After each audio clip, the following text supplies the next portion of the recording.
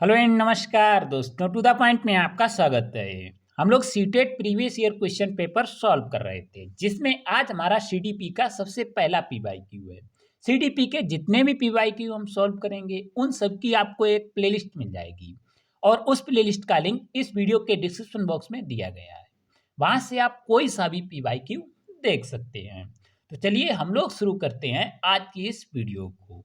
सबसे पहले हमारा निर्देश दिया गया है कि निम्नलिखित प्रश्नों के उत्तर देने के लिए सबसे उचित विकल्प चुनिए। सबसे उचित, क्योंकि सीटेट में क्या होता है, आपको एक ऑप्शन सही मिल सकता है, दो सही मिल सकते हैं, तीन ऑप्शन सही मिल सकते हैं या चारों ऑप्शन सही मिल सकते हैं। लेकिन आपको उस विकल्प को चूज करना है जो सबसे उचित हो, सबसे सटीक हो, सबसे सही हो। तो पहले क्वेश्चन की तरफ बढ़ते हैं। प्राथमिक स्तर पर शिक्षक में निम्न में से किसे सबसे महत्वपूर्ण विशेषता मानना चाहिए?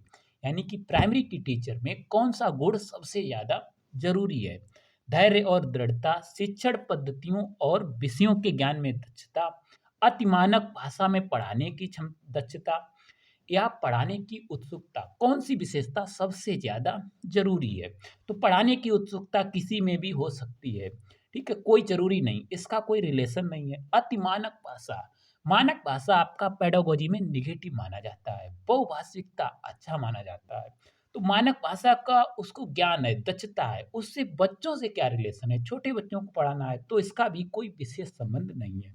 शिक्षण पद्धतियों और विषयों को ज्ञान में दक्षता, दक्षता हासिल है टीचर को, लेकिन बच्चे छोटे हैं उनको पढ़ाना है, इसका भी कोई रिलेशन नहीं है। सही ये भी है, दक्षता होनी चाहिए, अच्छी बात है, लेकिन सबसे ज्यादा जरूरी है धैर्य और दृढ़ता। छोटे बच्चे हैं, धैर्य होना चाहिए टीचर को कि हाँ वो सीख जाएंगे, ऐसा नहीं है कि वो गलती कर रहे हैं तो उनको कूट दे। ठीक है, तो धैर्य और दृढ़ता सबसे ज्यादा जरूरी है एक प्राइमरी के टीचर में। नेक्स्ट क्वेश्चन है क्वेश्चन नंबर 2। आप एक्सप्लेनेशन पढ़ना चाहें तो वीडियो को रोककर आप एक्सप्लेनेशन पढ़ सकते हैं। इसमें क्या कह रहे हैं, एक शिक्षक अपने लोकतांत्रिक स्वभाव के कारण विद्यार्थियों को पूरी कक्षा में कहीं भी बैठने की अनुमति देता है। कुछ शिक्षार्थी एक साथ बैठते हैं और चर्चा करते हैं या सामूहिक पठन करते हैं। कुछ चुपचाप बैठकर अपने आप पढ़ते हैं। एक अभिभावक को यह पसंद नहीं आता। इस स्थिति से निपटने का निम्न में से कौन सा तरीका सबसे बेहतर हो सकता है? ठीक है, अभिभावकों को प्रधानाचार्य से अनुरोध करना चाहिए कि वे उनके बच्चे का अनुभाग बदल दें, सेक्शन बदल दें, या अभिभावकों को शिक्षक पर विश्वास व्यक्त करना चाहिए और शिक्षक के साथ समस्या पर चर्चा करनी चाहिए। अभिभावकों को उस विद्यालय से अपने बच्चों को निकाल लेना चाहिए या अभिभावकों को प्रधानाचार्य से शिक्षक की शिकायत करनी चाहिए। देखो, एक टीचर है, उसे पता है बच्चे को कैसे पढ़ाना है, ठीक है, उसको पहले से ही इतनी ज़्यादा ट्रेनिंग दी जाती है। तो अभिभावकों को प्रधानाचार्य से शिक्षक की शिकायत करनी चाहिए? नहीं, उस पर भरोसा करनी चाहिए। अभिभावकों को उस विद्यालय से अपने बच्चों को निकाल लेना चाहिए, ये भी गलत है।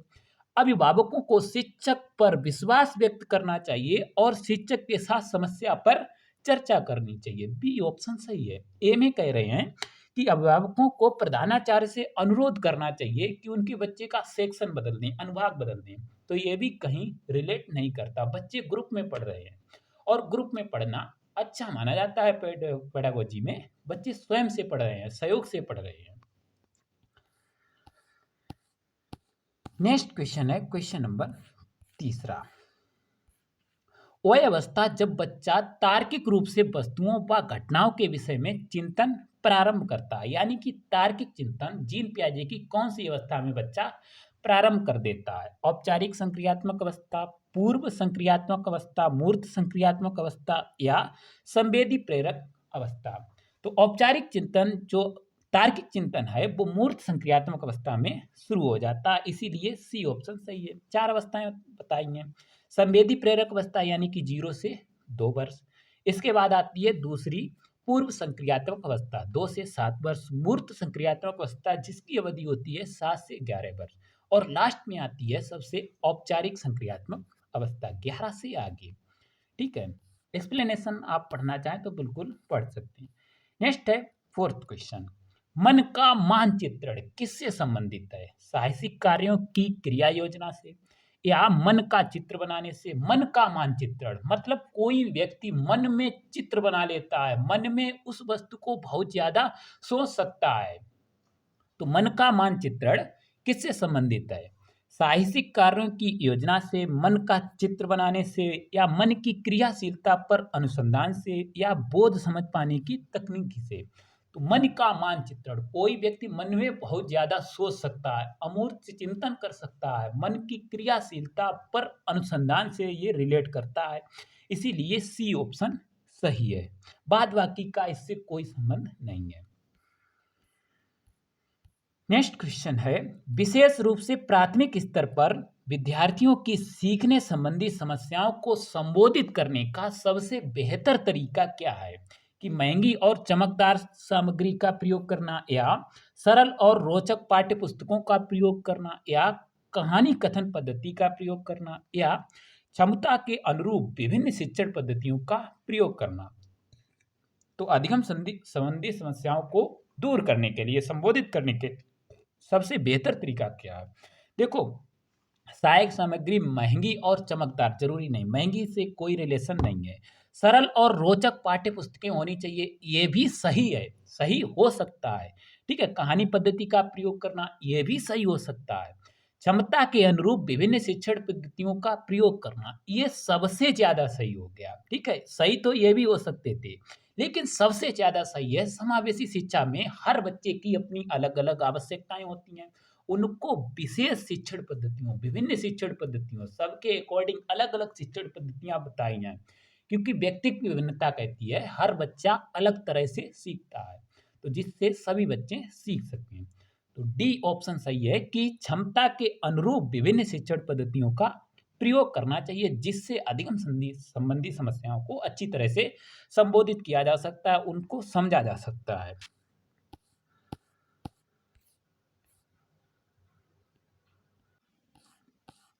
नेक्स्ट क्वेश्चन है क्वेश्चन नंबर 6। निम्न में से कौन सा शिक्षार्थियों में सृजनात्मकता का पोषण करता है, यानी कि सृजनात्मकता को बढ़ाता है?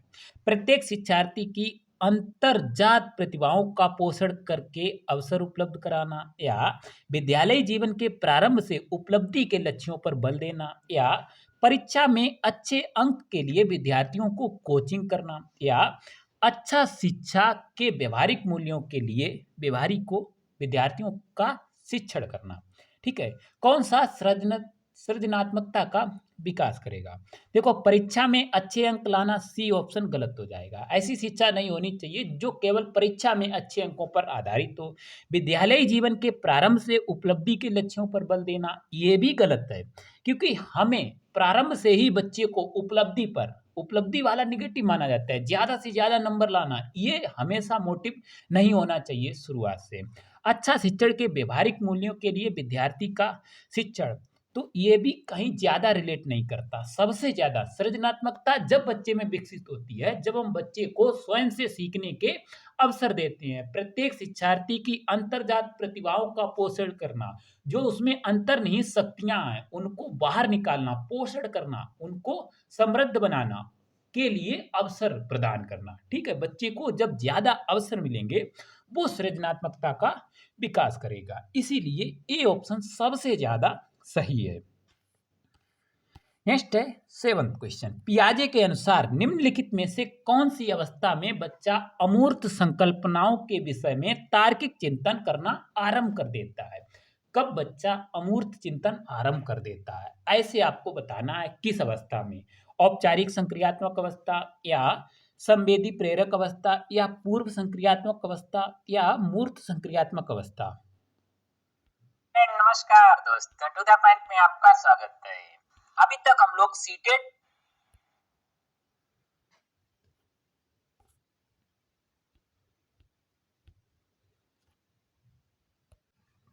तो किस अवस्था में बच्चा अमूर्त चिंतन कर पाएगा? औपचारिक संक्रियात्मक अवस्था, या संवेदी प्रेरक अवस्था, या पूर्व संक्रियात्मक अवस्था, या मूर्त संक्रियात्मक अवस्था? तो सिंपल सी बात है, औपचारिक चिंतन जो अमूर्त चिंतन है वो सबसे लास्ट, यानी कि औपचारिक संक्रियात्मक अवस्था में बच्चा करता है।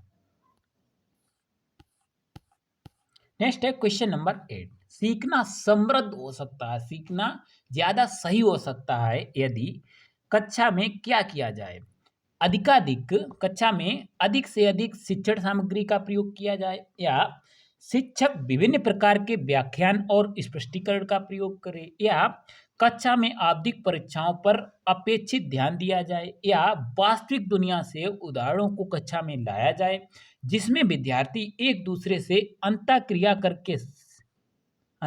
करें और शिक्षक का उस प्रक्रिया को सुगम बनाए। शिक्षक जो है उस प्रक्रिया में एक हेल्प के रूप में कार्य करे, तब सीखना समृद्ध हो सकता है। तो हमें सही ऑप्शन बताना है।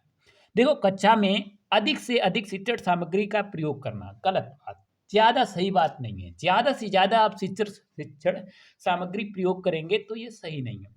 शिक्षक के विभिन्न प्रकार के व्याख्यान और स्पष्टीकरण का प्रयोग करें, ये भी सही है। कक्षा में आवधिक परीक्षाओं पर अपेक्षित ध्यान दिया जाए, ये भी सही है। आवधिक परीक्षाओं पर अपेक्षित ध्यान दिया जाए, लेकिन सबसे सही है डी ऑप्शन कि वास्तविक दुनिया से उदाहरणों को कक्षा में लाया जाए जिसमें विद्यार्थी एक दूसरे से अंतःक्रिया करके सीखें और शिक्षक क्या हो, केवल फैसिलिटेटर हो। ठीक है, एक सुविधादायक के रूप में, सुविधादाता के रूप में शिक्षक हो और बच्चे स्वयं रचना करके सीखें, बच्चों को सीखने के अवसर मिले। तो सबसे ज्यादा सही ऑप्शन है आपका डी ऑप्शन। नेक्स्ट है क्वेश्चन नंबर 9।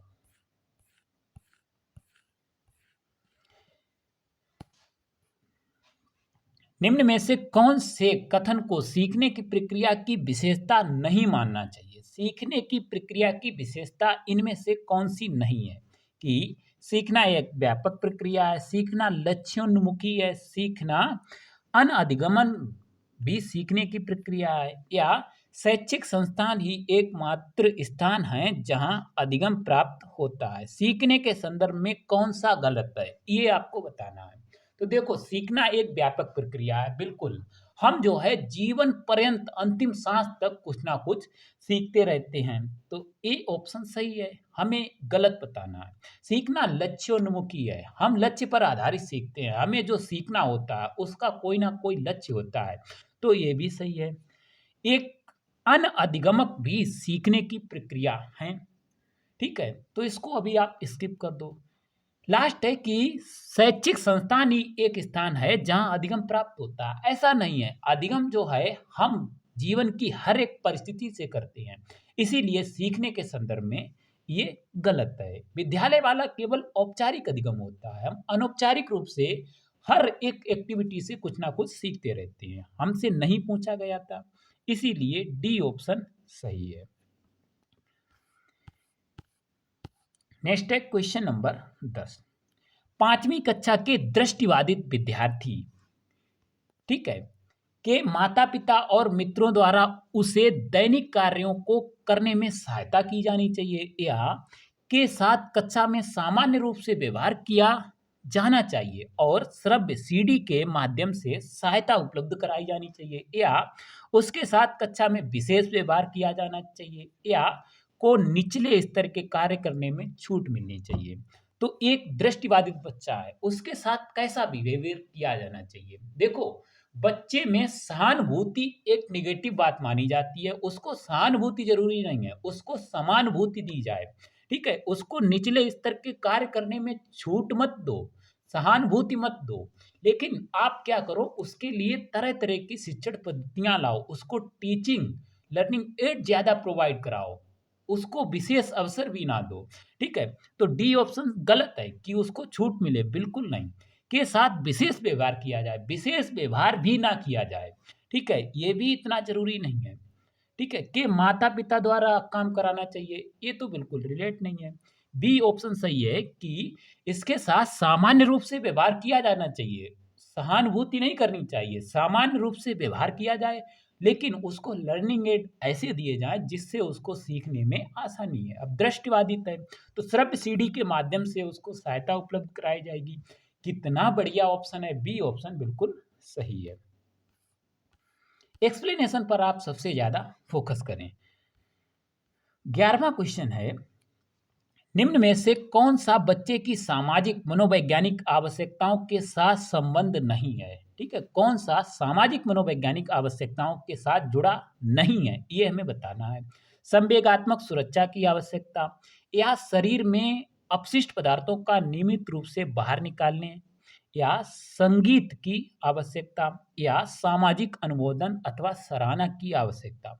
कौन सा सामाजिक मनोवैज्ञानिक आवश्यकताओं से जुड़ा नहीं है? तो इसमें सिंपल सा आपका बी ऑप्शन गलत है कि शरीर में अपशिष्ट पदार्थों को नियमित रूप से बाहर निकालने की जो आवश्यकता है, वो आपकी एक शारीरिक अवस्था है, ना कि सामाजिक और मनोवैज्ञानिक। इसका समाज और मनोविज्ञान से कोई भी रिलेशन नहीं है। हमसे नहीं पूछा गया था, बी ऑप्शन सही है। इसके बाद 12वां क्वेश्चन है, वह कौन सा स्थान है जहां बच्चे के संज्ञानात्मक विकास को सबसे बेहतर तरीके से डिफाइन किया जा सकता है? संज्ञानात्मक विकास के बारे में बात की गई है। विद्यालय एवं कक्षा पर्यावरण, या सभागार, या घर, या खेल का मैदान। तो देखो, केवल खेल के मैदान में संज्ञानात्मक विकास को अच्छी तरह से परिभाषित नहीं किया जा सकता, केवल घर में भी नहीं, केवल सभागार में भी नहीं। सिंपल ए ऑप्शन सही है। विद्यालय एवं कक्षा पर्यावरण, कक्षा का जो वातावरण है, उसमें संज्ञानात्मक विकास को सबसे अच्छी तरह से परिभाषित, सबसे अच्छी तरह से डिफाइन किया जा सकता है। नेक्स्ट है क्वेश्चन नंबर 13। किसको एक अभिप्रेरित शिक्षण का संकेतक माना जा सकता है? यानी कि कब कहा जा सकता है कि बच्चे सीखने में अभिप्रेरित हैं, मोटिवेटेड हैं? जब शिक्षक द्वारा दिया गया उपचारात्मक कार्य, या विद्यार्थियों द्वारा प्रश्न पूछना, या कक्षा में एकदम खामोशी हो, या कक्षा में अधिकतम उपस्थिति हो। तो देखो, नीचे से शुरू करो। कक्षा में अधिकतम उपस्थिति आप कैसे भी कर सकते हैं। बच्चे को डेली पिटाई करो कि आपको रोज आना है, तो अधिकतम उपस्थिति तो हो जाएगी। कक्षा में खामोशी तो बिल्कुल निगेटिव वर्ड है। मोटिवेट होके बच्चे कब सीखेंगे? जब वो अधिक से अधिक प्रश्न करेंगे, तब हमें लगेगा कि बच्चे में रुचि है, वो सीखना चाहते हैं। इसीलिए बी ऑप्शन सही है कि विद्यार्थी जब प्रश्न पूछते हैं, इसको अभिप्रेरित शिक्षण का एक संकेतक माना जा सकता है। ये भी आपका रिलेट नहीं करता है। Question number 14। निम्न में से कौन सा बुद्धिमान बच्चे का लक्षण नहीं है? ठीक है, हमसे पूछा गया है बुद्धिमान बच्चे का लक्षण नहीं है। वह जो प्रभावपूर्ण एवं उचित तरीके से संप्रेषण करने की क्षमता रखता है, या वह जो अमूर्त रूप से सोचता है, या वह जो नए परिवेश में स्वयं को समायोजित कर सकता है, या वह जो लंबे निबंधों को बहुत जल्दी रटने की क्षमता रखता है। तो कौन सा बुद्धिमान बच्चे का लक्षण नहीं है? सिंपल सी, बुद्धिमान बच्चा रटता नहीं है, तो रटने की क्षमता रखता है, वो काहे का बुद्धिमान? नहीं पूछा गया है। डी ऑप्शन आपका सिंपल सही हो जाएगा। ये बुद्धिमान बच्चे का लक्षण नहीं है, बाद बाकी सब है। Question number 15। बच्चे दुनिया के बारे में अपनी समझ का सृजन करते हैं, यानी कि बच्चे नन्हे वैज्ञानिक हैं, अपने ज्ञान का निर्माण खुद करते हैं, इसका श्रेय जाता है। ये किसने कहा था? पावलोव ने कहा था, कोलबर्ग ने कहा था, पियाजे ने कहा था, या स्किनर ने कहा था? तो पावलोव तो आपके ठहरे व्यवहारवादी, इन्होंने ऐसा नहीं कहा था, ये संरचनावादी ने कहा था। कौन है संरचनावादी? स्किनर, ये भी आपके व्यवहारवादी हैं। कोहलबर्ग, ये गेस्टाल्टवादी हैं। ठीक है, इन्होंने भी ऐसा नहीं कहा था, पियाजे ने कहा था। अब देखो, डी ऑप्शन आपका सही हो गया, लेकिन अगर आपका एक ऑप्शन ऐसा होता बाइगोस्की, तब आप कौन सा ऑप्शन चूज करते? ये बात ध्यान देने योग्य है। तो आपको अगर वाइगोस्की और पियाजे दोनों मिले, तो आपको पियाजे चूज करना है संरचनावाद में। अगर समाज कर दें, तब आपको वाइगोस्की चूज करना है। ठीक है, क्योंकि जो सामाजिक अधिगम का सिद्धांत है, सामाजिक संरचनावादी अधिगम का सिद्धांत वाइगोस्की का सिद्धांत है, वो पियाजे के सिद्धांत पर ही आधारित है। ठीक है, तो इसमें हमारा डी ऑप्शन सही है। नेक्स्ट है क्वेश्चन नंबर 16। कृतिका अक्सर घर में ज्यादा बात नहीं करती, लेकिन विद्यालय में वो काफी बात करती है। ये दर्शाता है, ये क्या दर्शाता है कि कोई बच्चा है घर पर तो ज्यादा नहीं बोलता, लेकिन विद्यालय में ज्यादा बोलता है। तो ए में कह रहे हैं शिक्षकों की मांग होती है कि बच्चे विद्यालय में खूब बात करें, या कृतिका को अपना घर बिल्कुल पसंद नहीं है, या उसके विचारों को विद्यालय में मान्यता मिलती है, या विद्यालय हर समय बच्चों को खूब बात करने का अवसर देता है। कौन सा ऑप्शन सही होगा? देखो, आप वहीं पर बोलना पसंद करेंगे जहाँ पर आपकी बात मानी जाए। जब आपकी बात कोई सुनेगा नहीं तो आप क्या सिंपल कहेंगे, क्या यार बोले फ़ायदा है, जहाँ पर कोई भी हमारे विचारों को मान्यता नहीं दे रहा है। तो कृतिका वहीं बोलेगी जहाँ पर उसके विचारों को मान्यता मिल रही हो, ठीक है? इसीलिए सी ऑप्शन सही है। जब विचारों को मान्यता बोलती है तब कोई भी बोलना पसंद करता है। 17 क्वेश्चन है, एक शिक्षक को अपने विद्यार्थियों की क्षमताओं को समझने का प्रयास करना चाहिए। निम्नलिखित में से कौन सा क्षेत्र इस उद्देश्य के साथ संबद्ध है? कौन सा इस उद्देश्य के साथ जुड़ा है? सामाजिक दर्शन, शिक्षा मनोविज्ञान, मीडिया मनोविज्ञान या शिक्षा समाजशास्त्र। तो एक शिक्षक को अपने विद्यार्थियों की क्षमताओं को समझने का प्रयास करना चाहिए। ये शिक्षा मनोविज्ञान, एजुकेशन साइकोलॉजी से जुड़ा है कि बच्चे कैसे सीखते हैं, ठीक है? तो ये शिक्षा मनोविज्ञान से जुड़ा है, सिंपल। नेक्स्ट क्वेश्चन है क्वेश्चन नंबर 18।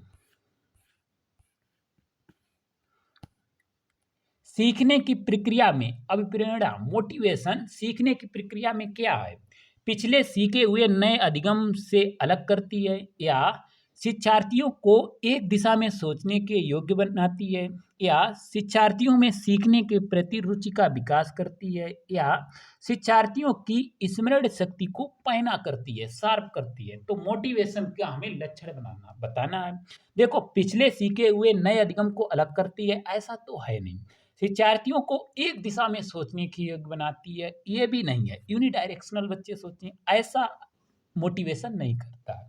स्किनर ने कहा है कि motivation is the highway of learning, यानी कि अभिप्रेरणा जो है अधिगम का राजमार्ग है। यानी कि अगर हम अधिगम को अभिप्रेरणा रूपी राजमार्ग पर डाल दें तो बहुत तेजी से कोई भी सीख सकता है।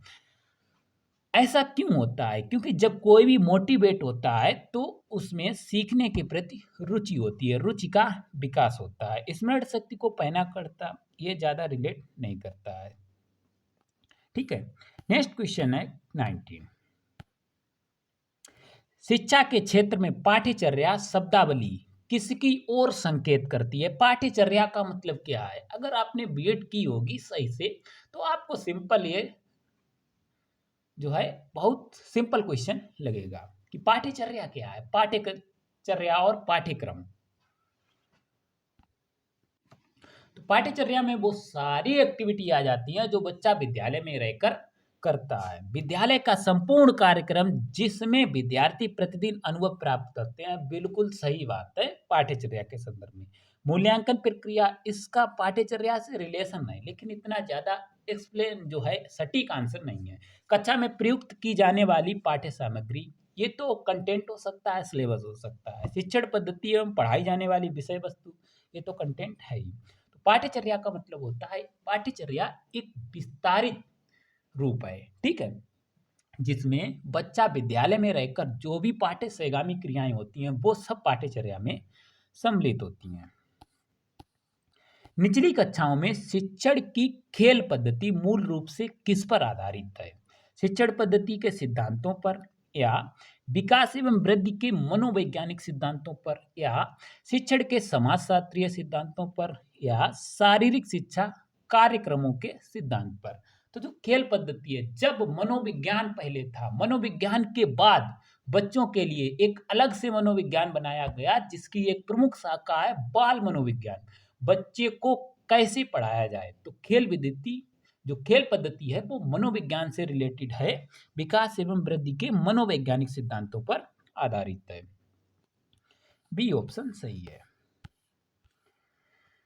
Question number 21। एक बच्चा अतीत की समान परिस्थिति में की गई अनुक्रियाओं के आधार पर नई स्थिति के प्रति अनुक्रिया करता है। ये किससे संबंधित है? यानी कि जो हमने पुराने अनुभव है उसके आधार पर नए जो है अनुभवों में प्रतिक्रिया देना, ये किससे रिलेट करता है?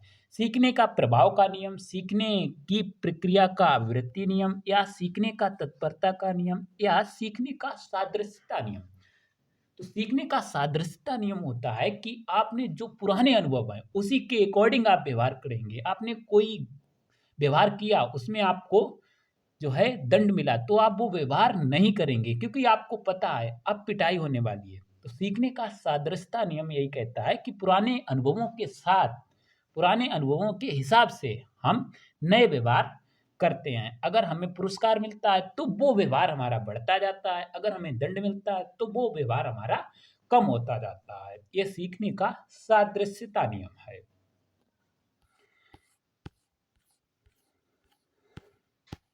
नेक्स्ट क्वेश्चन है क्वेश्चन नंबर 22। प्रतिभाशाली होने का संकेत नहीं है, इनमें से कौन सा प्रतिभाशाली होने का संकेत नहीं है? दूसरों के साथ झगड़ा करना, अभिव्यक्ति में नवीनता, जिज्ञासा, या सृजनात्मक विकार। तो सिंपल है, कोई भी बच्चा प्रतिभाशाली है तो इसका मतलब ये नहीं है कि वो दूसरों के साथ झगड़ा करेगा। सिंपल सी बात है। ठीक है, ए ऑप्शन सही है, हमसे नहीं पूछा गया था।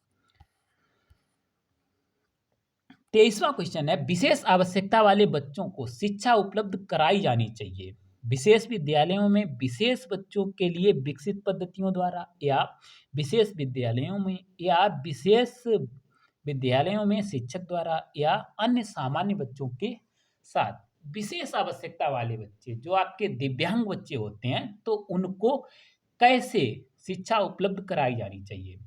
तो हमारी समावेशी शिक्षा कहती है कि हर बच्चे को एक साथ एक छत के नीचे शिक्षा मिले, ठीक है, चाहे वो कैसा भी हो। तो विशेष आवश्यकता वाले बच्चों को सामान्य बच्चों के साथ ही शिक्षा दिलाई जाए, ऐसी शिक्षण पद्धतियां प्रयोग की जाएं, ऐसे ट्रेंड शिक्षक जो है आयोजित किए जाएँ जो उनको पढ़ा सकें। तो विशेष विद्यालयों में विशेष बच्चों के लिए विकसित पद्धतियों द्वारा गलत बात, विशेष विद्यालयों में गलत बात, विशेष विद्यालयों में शिक्षकों द्वारा गलत बात, अन्य सामान्य बच्चों के साथ, लेकिन उनके लिए विशेष शिक्षण पद्धतियाँ, अलग तरह का जो शिक्षण अधिगम सामग्री है वो प्रयोग की जाए, ये समावेशी शिक्षा कहती है। इसीलिए डी ऑप्शन इसमें बिल्कुल हमारा सही है। Question number 25। आकलन को उपयोगी और रोचक प्रक्रिया बनाने के लिए किसके प्रति सचेत होना चाहिए? विद्यार्थी विद्यार्थियों को बुद्धिमान या औसत शिक्षार्थी की उपाधि देना, या शैक्षिक और सह शैक्षिक क्षेत्रों में विद्यार्थी के सीखने के बारे में जानकारी प्रदान करने के लिए विविध तरीकों को प्रयोग करना, या फीडबैक देने के लिए तकनीकी भाषा का प्रयोग करना, या अलग अलग विद्यार्थियों में तुलना करना। आकलन को उपयोगी और रोचक कैसे बनाया जा सकता है ये आपको बताना है। तो अलग अलग विद्यार्थियों में तुलना एक नेगेटिव वर्ड है। विद्यार्थियों की तुलना करना, उनको श्रेणीबद्ध करना, उनमें प्रतियोगिता करवाना, ये सब पेडागोजी में नेगेटिव माने जाते हैं। बच्चे सहयोगात्मक रूप से सीखे वो पॉजिटिव माना जाता है। तो फीडबैक देने के लिए एक तकनीकी भाषा से मतलब है स्टैंडर्ड लैंग्वेज भी नेगेटिव मानी जाती है। विद्यार्थियों को बुद्धिमान या औसत शिक्षार्थियों की उपाधि देना ये भी गलत है। इसका मतलब है श्रेणीबद्ध करना, और श्रेणीबद्ध निगेटिव होता है इससे बच्चों में हीन भावना जागृत होती है।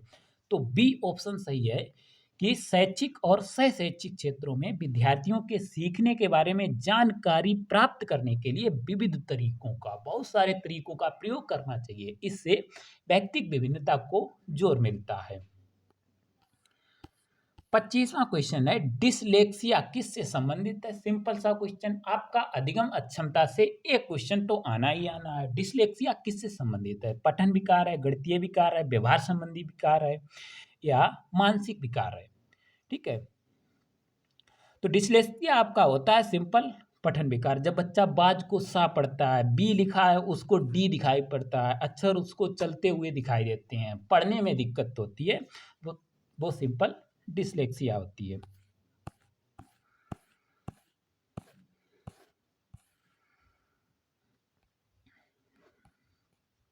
छब्बीसवां क्वेश्चन है, बच्चों की सीखने की प्रक्रिया में माता पिता को कैसी भूमिका निभानी चाहिए? अग्रोन्मुखी यानी कि पॉजिटिव भूमिका निभानी चाहिए, उनको सहयोग दें, ठीक है, बी है सहानुभूतिपूर्ण भूमिका निभानी चाहिए, नकारात्मक भूमिका निभानी चाहिए या तटस्थ भूमिका निभानी चाहिए। माता-पिता को कैसी भूमिका निभानी चाहिए बच्चे की सीखने की प्रक्रिया में? तो नकारात्मक तो बिल्कुल नहीं, सहानुभूति भी नेगेटिव है। बच्चों में सहानुभूति नहीं करनी चाहिए, ठीक है? उनको पॉजिटिव यानी कि वो अच्छा कार्य कर रहे हैं तो उनको प्रोत्साहन दें, तो ये सबसे सही है, ठीक है? अग्रोन्मुखी भूमिका होनी चाहिए माता-पिता की सीखने की प्रक्रिया में बच्चों के। 27वां क्वेश्चन है, विकास कभी ना समाप्त होने वाली प्रक्रिया है। ये विचार किससे संबंधित है? यानी कि ये कौन-सा नियम है?